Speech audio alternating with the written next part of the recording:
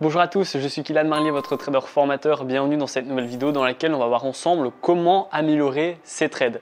Effectivement, il y a beaucoup de débutants, d'intermédiaires et même d'experts qui ont encore quelques problèmes au niveau de leur trade, au niveau de leur performance et du coup, ils voudraient connaître des astuces pour augmenter leur rentabilité mais également améliorer la qualité de leur trade.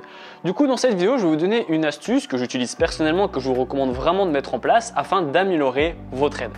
En fait, tout va partir du principe de diminuer la fréquence de vos trades. En fait, c'est simple, mais pour améliorer la qualité de vos trades, vous devez diminuer la fréquence. En fait, ce que vous allez devoir faire, ça va être d'être beaucoup plus strict sur la mise en place de vos positions.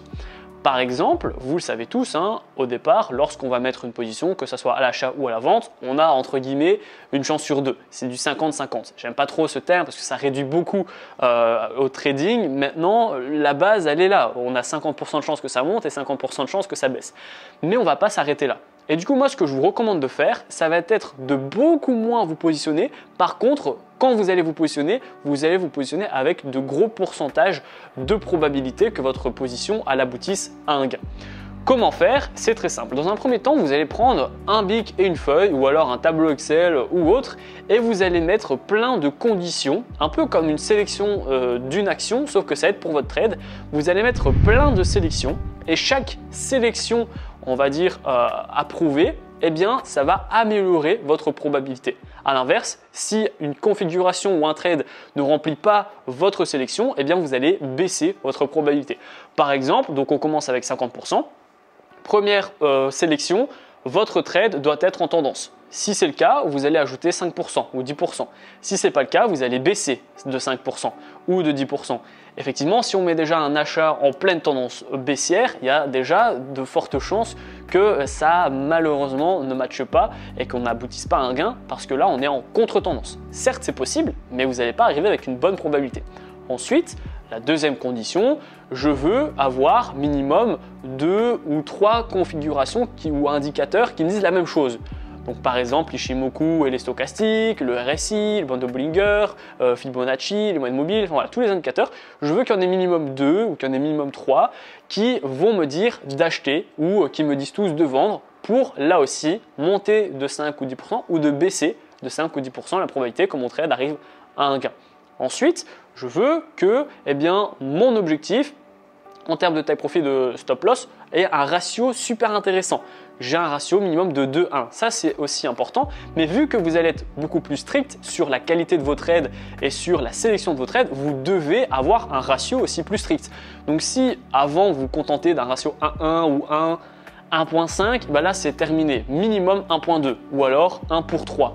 Voilà, ça c'est aussi augmenter, pas forcément la probabilité de votre trade, mais la sérénité pour plus tard, que voilà, vous pouvez gagner 3-4 fois sur 10 et toujours être rentable si vos ratios sont bien calculés. Une autre sélection de trade, je veux me positionner uniquement sur un support ou uniquement sur une résistance ou alors uniquement après une cassure. Là, ça va aussi augmenter votre probabilité que votre trade aboutisse à un gain parce que votre point d'entrée sera meilleur. Et plus on a un meilleur point d'entrée, plus justement c'est intéressant après de mettre du break-even, du stop-loss réditeur et de gagner justement des pips. Donc voilà, en fait ce que vous allez faire c'est ça, c'est prendre une liste. Donc là, je vous en ai donné quelques-uns assez rapidement et facilement. Donc moi, je vous invite de faire ça à tête reposée et surtout des critères qui vous correspondent. Là, je vais donner des critères qui sont assez larges en termes d'exemples. Maintenant, je vous recommande vraiment de mettre des critères qui sont adaptés à votre profil d'investisseur et à votre stratégie. Si vous faites du scalping, vous n'aurez pas les mêmes critères qu'une personne qui fait du swing trading, c'est logique.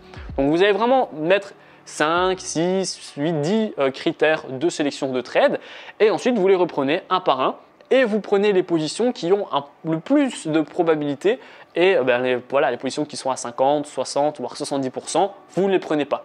Ce qui va faire que du coup, vous allez beaucoup moins vous positionner. Par contre, lorsque vous allez vous positionner, vous aurez de grandes chances que votre position aboutisse à un gain et du coup, votre ratio sera élevé, vos gains seront élevés aussi et du coup, vous allez améliorer la qualité de votre trade et donc améliorer votre rentabilité. Donc voilà, c'est un conseil que je vous donnerai si vous voulez augmenter la qualité de vos trades.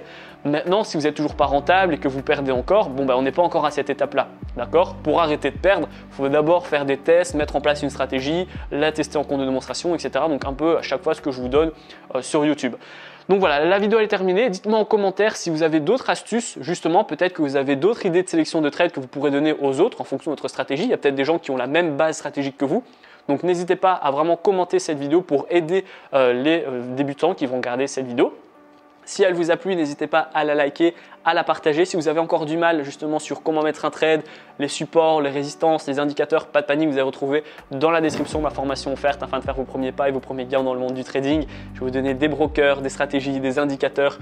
Je vais même vous expliquer comment j'ai fait pour atteindre mes premiers 1000 € par mois. Vous pourrez copier ma stratégie et ensuite je vais vous donner un cours sur les take profit et sur les stop loss pour que vous puissiez devenir un trader qui dure dans le temps.